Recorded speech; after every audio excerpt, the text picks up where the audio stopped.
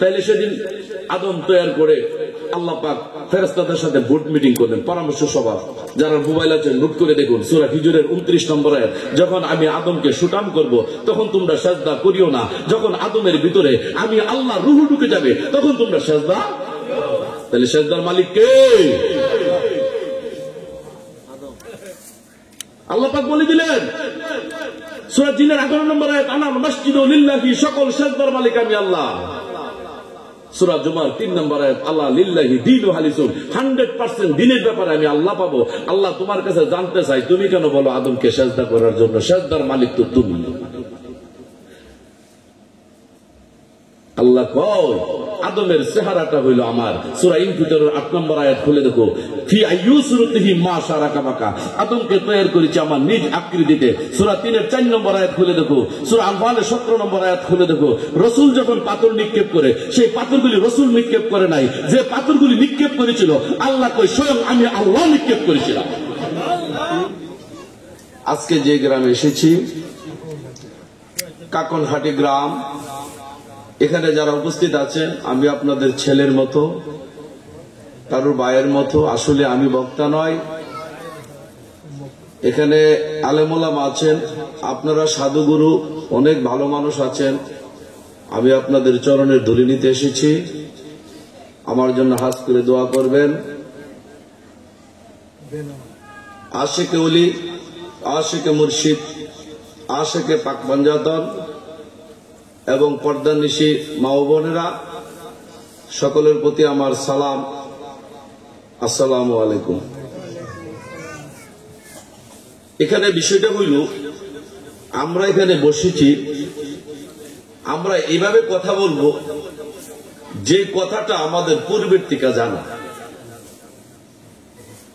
অজানার থেকে যদি কথা বলি এই কথাটা অজানাই থেকে যাবে।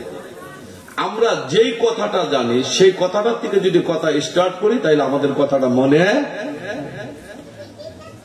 একটা শিশু বাচ্চা যদি স্কুলে যায়, বাচ্চাটা কোনোদিনই পড়াটা জানে না, এই বিষয়ে যদি চারে কথা বলে বাচ্চাটা বাড়িতে এসে মনে রাখতে। তো আমরা কি জানি, এই জানা কথাটা থেকে আমি দুইটা কথা বলি। আমরা জানি আমরা একদিন মৃত্যুবরণ করি, মারা যাওয়ার পরে আমাদের আমল নামা ডাইন খাতে দেওয়া হবে, বলে না হুজুররা? এদেশে প্রত্যেকটি আলেম, যত দল মত পথ আছে, সবাই বলে মানুষ মারা যাওয়ার পর তার আমল নামা ডাইন খাতে দেওয়া হবে, ঠিক কিনা? যদি আমল নামা ডাইন খাতে দিই, সকলের কি আমল নামা ডাইন খাতে আসবে? দয়াল, আমল নামা ডাইন হাতে আসতে হলে আপনার নেকির পাল্লা ভারী করতে হবে, বলুন সুবহানাল্লাহ। যদি আপনি নেকির পাল্লা ভারী করতে হয় তাইলে আপনার পাপের পাল্লা হালকা করতে হবে। কি পাপের পাল্লা কারোরই হালকা হবে না। সূরা নূরের 14 নম্বর আয়াত, আল্লাহ পাক বলেন, তোমরা দুনিয়ার যে সমস্ত কাজে লিপ্ত আছো, আমি আল্লাহ যদি দয়া ক্ষমা না করি তোমরা সেই দুজকের আগুন থেকে বাঁচতে। তাইলে আপনি পাপের পাল্লা হালকা করতে হইলে আল্লাহর দয়া হবার দরকার।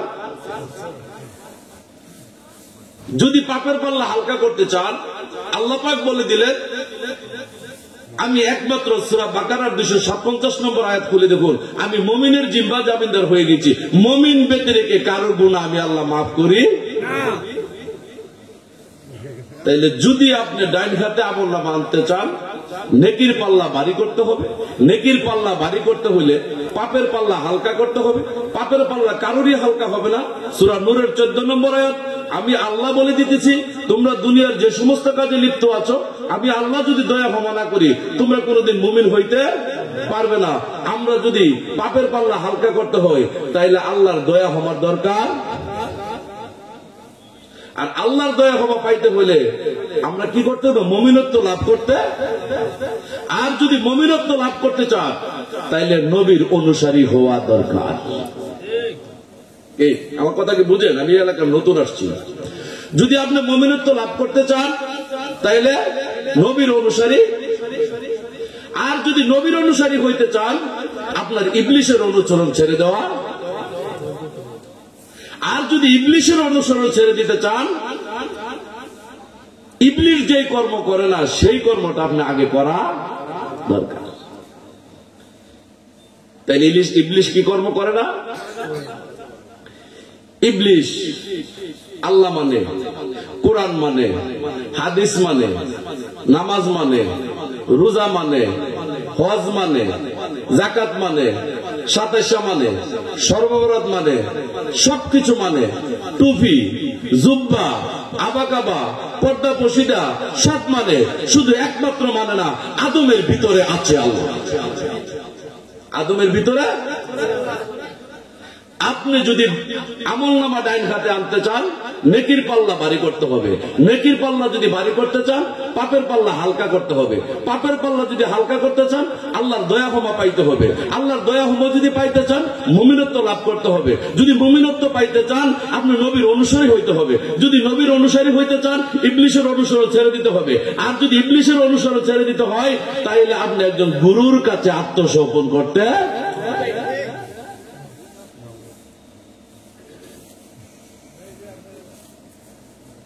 তাইলে গুরুর কাছে আত্মসমর্পণ করলে আমার কি হবে? আমি ইবলিশ থেকে পরিত্রাণ পাবো। ইবলিশ থেকে পরিত্রাণ পাওয়ার জন্য আল্লাহ পাক বলে দিলেন কোরআনের সূরা শুআরা 19 পারা 89 নম্বর আয়াত, ইল্লা মান আতাল্লাহ বিকালবি সালিম। যতক্ষণ পর্যন্ত মানুষ বিশুদ্ধ অন্তর না হবে, ততক্ষণ পর্যন্ত আমি আল্লাহর সাথে কোনো মানুষের সাক্ষাৎ না। বিশুদ্ধ অন্তর করুন, অর্থাৎ আত্মা পবিত্র করতে হবে।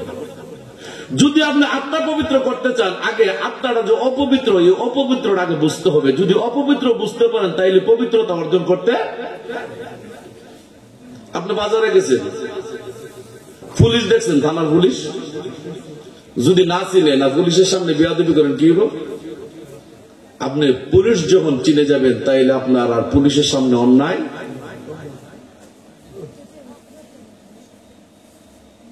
আপনি যদি পবিত্র হইতে চান, বিশুদ্ধ অন্তরকরণ হইতে চান, পবিত্র হইতে গেলে অপবিত্র বস্তুটাকে আগে আপনি চিনতে হবে।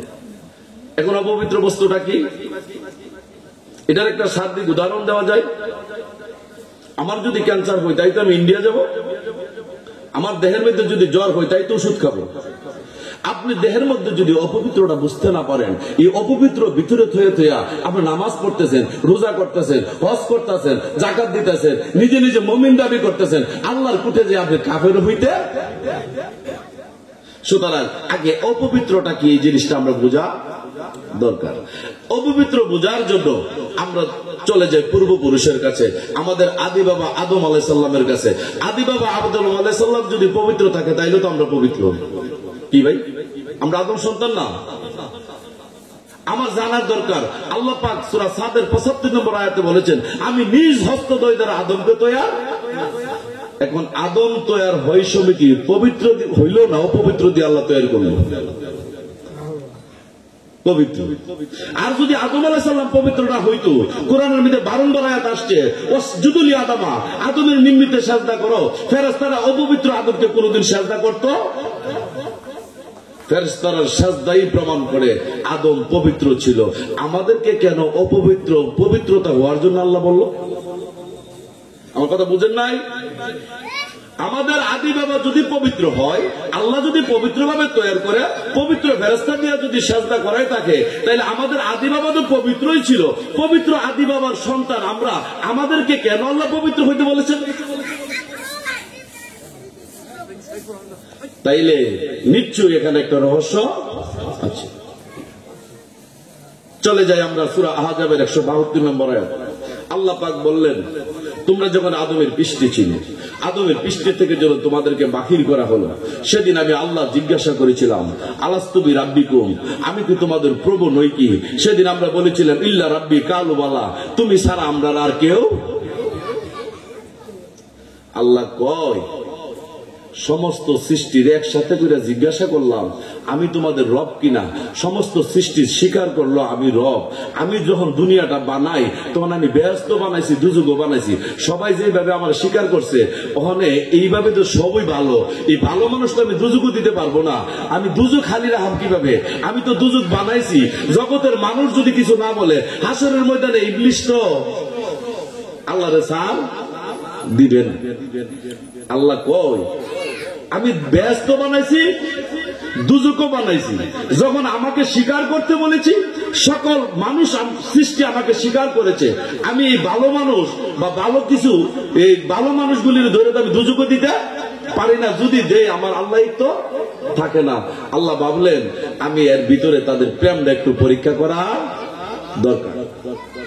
আল্লাহ পাক বললেন তোমরা যে আমাকে ভালোবাসো সকলে মিলে আমার নামে ওজিফা করো, সুবহানাল্লাহ সুবহানাল্লাহ সুবহানাল্লাহ সুবহানাল্লাহ ওজিফা করো। সূরা রাদের 1 নম্বর আয়াত খুলে দেখুন, আসমান জমিনে যা কিছু আছে ইচ্ছায় অনিচ্ছায় সেদিন আল্লাহর নামের আমরা ওজিফা করেছিলাম। আল্লাহ কই না ওদা ওজিফা করেছে, আরো দেখি কিছু করে কিনা।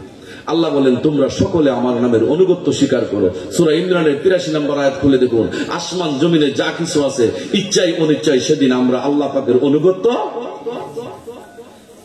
আল্লাহ কই দুইটা বন্দেগী হইল, আরেকটা করো দরকার। তোমরা যারা আছো আমার নামের তসবিহ পাঠ করো। সেদিন আমরা তসবিহ পাঠ করেছিলাম।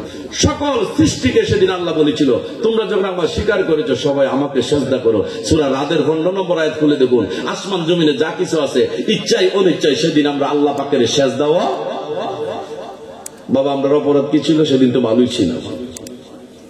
এখন কেন আল্লাহ বলে আমাদেরকে পবিত্র হইতে হবে? সেদিন আল্লাহ পাক ভাবলেন সমস্ত সৃষ্টি যেদিকে চলে গেছে, আমি আল্লাহ যখন উদয় হয় সমস্ত সৃষ্টি আমারে ভালো কই, এইভাবে প্রেম হবে না। আমি প্রেমকে পরীক্ষা করার জন্য আমি জমিনের খলিফা নিযুক্ত করব। বলুন সুবহানাল্লাহ। এই আসেন আমার আদম সৃষ্টির রহস্য। সূরা বাকারার 30 নম্বর আয়াত, আমি জমিনের খলিফা নিযুক্ত করব। ফেরেশতারা বললেন আপনি কেন জমিনের খলিফা নিযুক্ত করবেন? আমরা বন্দেগী করি, আমরা তাসবিহ তাহলিল করি, আমরা আপনাকে সিজদা করি, আমরা সবকিছু করি, এরপরে কেন আদম বানাইবেন? আমার আল্লাহ বলেন নাই তোমাদের বন্দেগী ভালো লাগে না? আল্লাহ বলেন নাই বেশি বন্দেগী হইতে হবে? আল্লাহ বলেন নাই ভারী বন্দেগী করতে হবে? আল্লাহ বলে দিলেন ফেরেশতা আমি যা জানি তোমরা তা। তাইলে বন্দেগীর জন্য আদম তৈয়ার হয় নাই। যদি হইতো আল্লাহ বলতো তোমাদের বন্দেগী হালকা হয়, আদমের বন্দেগী ভারী হয়। এই কথা আল্লাহ। তাইলে সেদিন আদম তৈয়ার করে আল্লাহ পাক ফেরেশতাদের সাথে বোর্ড মিটিং করলেন, পরামর্শ সভা। যারা মোবাইল আছে নোট করে দেখুন, সূরা হিজরের 29 নম্বর আয়াত, যখন আমি আদমকে সুটাম করব তখন তোমরা সিজদা করিও না। যখন আদমের ভিতরে আমি আল্লাহ রূহ ঢুকে যাবে তখন তোমরা সিজদা। তাহলে সিজদার মালিক কে? আল্লাহ পাক বলে দিলেন সূরা জিনের 11 নম্বর আয়াত, আনাল মাসজিদু লিল্লাহি, সকল সিজদার মালিক আমি আল্লাহ। সূরা জুমার 3 নম্বর আয়াত, আল্লাহ লিল্লাহি দীনু হালিসুন, 100% দিনের ব্যাপারে আমি আল্লাহ পাবো। আল্লাহ তোমার কাছে জানতে চাই তুমি কেন বলো আদমকে সিজদা করার জন্য? সিজদার মালিক তো তুমি। আল্লাহ কয় আদমের চেহারাটা হইল আমার। সূরা ইনফিতরের 8 নম্বর আয়াত খুলে দেখো, ফি আইয়ুসুরতিহি মা শারাকা বাকা, আদমকে তৈরি করেছি আমার নিজ আকৃতিতে। সূরা 3-এর 4 নম্বর আয়াত খুলে দেখো, সূরা আনফালের 17 নম্বর আয়াত খুলে দেখো, রাসূল যখন পাথর নিক্ষেপ করে সেই পাথরগুলি রাসূল নিক্ষেপ করে নাই, যে পাথরগুলি নিক্ষেপ করেছিল আল্লাহ কয় স্বয়ং আমি আল্লাহ নিক্ষেপ করেছিলাম। রাসূল পাথর মারলে যদি আল্লাহর মারা হয় তাইলে রাসূলের ভিতরে আল্লাহ সক্রিয়। আদমের ভিতরে লুকাইয়া যখন বলল ওয়াসজুদু লি আদামা, আদমের নিমিত্তে সিজদা করো, সব করলো একজন। এর আগে দল আছিল কয়টা? কখন হয়েছে কয়টা? একটা করেছিল, আরেকটা কোন দল পাইছেন তো? দুইটা দুজকি দল পাইছেন তো। আমি জানতে চাই সিজদার মালিক যদি আল্লাহ হয়, আল্লাহ যে আদমরে সিজদা করেন শিরক হইল না? ওরে নিজের হাতে নিজ সুরতে বানায়াছে কাবা ঘর, কাবাতে থাকে পরোয়ার গো, কাবাতে থাকে পরোয়ার। আরে শুধু মানুষ কেউ যাইও না, ওই না কাবার কাছে সেজদা দিতে যাইয়া তোমার শিরক হইতে পারে। আমি তো গান জানি না রে বাবা। তাইলে সেদিন ইবলিস সেজদা করে নাই, আল্লাহ পাক জিজ্ঞাসা করলো, হে ইবলিস তোমাকে কে সেজদা করতে নিষেধ করেছে? সূরা সাদের 72 নম্বর আয়াত খুলে দেখুন। ইবলিস বলল, আমার চোখের সামনে পচা নর্দমে ঠনঠনে মাটি দ্বারা যাকে বানাইলে তাকে আমি সেজদা করতে। আমি যখন ক্লাস 8-9 পড়তাম, 5 ওয়াক্ত নামাজ পড়তাম, আপনাদের মতো মুরব্বিরে জিজ্ঞাসা করতাম, বাবা মূলত ধর্মটা কি বাবা বলো? মসজিদের ইমাম সাহেবকে জিজ্ঞাসা করতাম মূলত ধর্মটা কি। ইমাম সাহেব আমার বলে দিল, 5 ওয়াক্ত নামাজ, রোজা করবা, উপযুক্ত হলে হজ করবা, মা বাবার সেবা করবা, সুদ খায়ও না, ঘুষ খায়ও না, সরবর বরাত করবা, কুরবানি এলে কুরবানি দিবা, টুপি পরবা, পাঞ্জাবি হয়ে এটি মিললাই কি বল। তো আমি ভাবলাম তো এটি যদি হয়, এটি তো করতে আছে তাই না। হঠাৎ করে কুষ্টিয়া গেলাম, দরবেশ ফকির লালন সাইজির দরবারে। লালন সাইজির মাজার শরীফে ঢুকি সময় দরজার মধ্যে লেখা আছে, মানুষ ছাড়া খেপারে তুই মূল হারাবি, মানুষ বদলেই সোনার মানুষ করি। ভাবলাম ঘটনা কি, নামাজ রোজা হজ যাকাত টুপি দাড়ি ঢিলাকুলো পর্দা বসিদা আবা কাবা জুব্বা এটি হইল ধর্ম। লালন সাইজি সেই ধর্ম কি মানলো না? তিনি কি করে গেটের মধ্যে লিখলো, মানুষ ছাড়া খেপারে তুই মূল হারাবি, মানুষ বদলেই সোনার মানুষ হবি। এখান থেকে একটু গবেষণা আমার স্টার্ট হল। আমি কোরআনে চলে আসলাম। সূরা রুমের 30 নম্বর আয়াতে খুলে দেখুন, তোমরা একনিষ্ঠভাবে নিজেকে ধর্মের মধ্যে প্রতিষ্ঠিত রাখো, আমি উত্তম আকৃতির উত্তম স্বভাব দ্বারা আদম তৈরি করেছি, এই আকৃতির আর প্রকৃতির কোনো পরিবর্তন নাই, এটাই হয়েছে সরল ধর্ম। এই লালন সাইজির কথা মিলছে নেই? আদম রে কোন চরিত্র দিয়ে বানাইছে? উত্তম, উত্তম প্রকৃতি, উত্তম আকৃতি, এটাই হয়েছে সরল ধর্ম। অধিকাংশ মানুষ তা জানে, আল্লাহ বুঝেন। তুল পাহাড়ের মধ্যে মুসা নবীর সাথে আল্লাহর সাক্ষাৎ ঘটলো, সেখানে তুল পাহাড় পরে যায়নি? তাইলে কি মুসা নবী আল্লাহ দেখে নাই? গুনাহ হবে। আমি নামাজের মধ্যে গিয়ে ইমাম সাহেবকে জিজ্ঞাসিলাম, মুসা নবী আল্লাহ দেখেছে? দেখে নাই। তো আমি বাড়ির জায়গা নামাজ পড়লাম। কেন পড়বেন না? মুসা নবী আল্লাহ দেখে নাই, আমার নামাজ পড়লে লাভ হবো কি? আমি আর দেয়া কোথায়? তো সূরা আরাফের 43 তো বলে মুসা নবী আল্লাহ দেখেন না। তাই নাকি? বিলাহ বসে আমি দেখি। মুসা নবী যদি আল্লাহ না দেখে, আমার মতো ব্যক্তি আল্লাহ দেখা নিশ্চয়ই এখানে রহস্য। কোরআন যে সত্য তার প্রমাণ আজকে নিয়ে যান। সূরা সাজদার 12 নম্বর আয়াত 23 নম্বর আয়াত বলে দেখুন, আমি যেই হাতে মুসাকে কিতাব দিয়েছি সেই সাথে আমি আল্লাহ তার সাক্ষাৎও দিয়েছি। সাক্ষাৎ সম্বন্ধে তোমরা কি অস্বীকার? সূরা আরাফের 143 নম্বর আল্লাহ বলে দিলেন, লাম তারানি, কখনো না মুসা তুমি আমাকে দেখতে পারবে না। এটাও কোরআনের আয়াত, ওইটাও কি? আমার আল্লাহ কি এক কোরআনে দুই কথা কয় নাকি? হ্যাঁ, ও তোর মানব জনম সবল হইব গুরুর উপদেশে, গুরুচরণ অমূল্য ধনবাদ ভক্তি রসে। গুরু ছাড়া সম্ভব না, গুরু ছাড়া। এই ক্লাস, এই লেখাপড়াতে আপনি গুরুর দয়া লাগবে, দীক্ষা লাগবে, ওলি আল্লাহর ভালোবাসা ছাড়া আপনার আলহামদুলিল্লাহ জ্ঞানের কথা বলতে। সূরা সাজদার 23 নম্বর আয়াত খুলে দেখো, আল্লাহ বলেন, হে মুসা তোমাকে কিতাব দিয়েছি, যেইভাবে দিয়েছি তোমার সাথে সাক্ষাৎও দিয়েছি। এই জগতের মানুষ, আমি মুসার সাক্ষাতের ব্যাপারে তোমরা অস্বীকার। তাহলে সাক্ষাৎও দিয়েছে, আবার এদিক দিয়ে সাক্ষাৎ দেয় হাকিকতটা নেন। আলেমকে জিজ্ঞাসা করল, কি ব্যাপার? আল্লাহ বলেছে সাক্ষাৎ দিয়েছে, আপনি বলেন সাক্ষাৎ দেন নাই। ও ভাই বুঝতেছি না, দুটোটা তো কোরআনের আয়াত। এক কোরআন সত্য, তার প্রমাণ কি একটি আয়াতের সাথে আরেকটি আয়াতের সাংঘর্ষিক না। সূরা নিসার ৮২ নম্বর আয়াত খুলে দেখুন, আল্লাহ পাক বলে দিলেন, এই মানুষ কোরআন নিয়ে কেন চিন্তা ভাবনা করো না। যদি কোরআন আমি আল্লাহর কাছ থেকে না আসা কোন মানুষের নিকট থেকে আইতো, একটি আয়াতের সাথে আরেকটি আয়াতের সাংঘর্ষিক থাকতো। সুতরাং কোরআন নিজেই প্রশ্ন করে, কোরআন নিজেই উত্তর। তখন আমি কোরআনের মধ্যে আমার গুরুজির মাধ্যমে, আমার গুরু হাজা হাসিবুল চিশতির কাছে জিজ্ঞাসা করলাম, গুরু দয়াল হাকিকত কি? বর্ষ বলি হাকিকত। সূরা তাহার 10 নম্বর আয়াত খুলে দেখুন, মুসা নবী তার পরিবার বর্গ নিয়ে রওনা দিয়েছে, প্রতিমধ্যে অন্ধকার আচ্ছন্ন হয়ে গেছে, রাস্তা দেখতে পাই না। হঠাৎ করে আগুনের দরকার হয়েছে, তখন তিনি আগুনের কাছাকাছি, পাহাড়ের মধ্যে আগুন দেখতে পাইল, তখন তিনি আগুনের কাছাকাছি গেল। সূরা তাহার 10 11 নম্বর আয়াতে আসলো, তিনি আগুনের কাছাকাছি গেল। 12 নম্বর আয়াতে বলতেছে, এই মুসা জুতা খুলে এসো, আমি তোমার প্রতিপালক। বলুন সুবহানাল্লাহ। আমি জানতে চাই, মুসা নবী আগুন দেখা যখন পাহাড়ে গেল, পাহাড় থেকে যখন উত্তর আসলো, এই মুসা জুতা খুলে এসো, আমি তোমার প্রতিপালক, সেদিন কি আল্লাহ ছিল না? আলেম সব বলেন তো দেখি, সেদিন আল্লাহকে কি রূপে মুসা দর্শন করেছিল? আলেম সব বলে দেন নিরাকারে দৈর্ঘ্যবান। আমি বললাম নিরাকারে দৈর্ঘ্যবান ইবলিশও কথা বলতে পারে। ইবলিশ যেই পথে মুসা নবীকে ধোঁকা দিতে পারে, ওই পথে আল্লাহ মুসা নবীর সাথে কথা বলবে।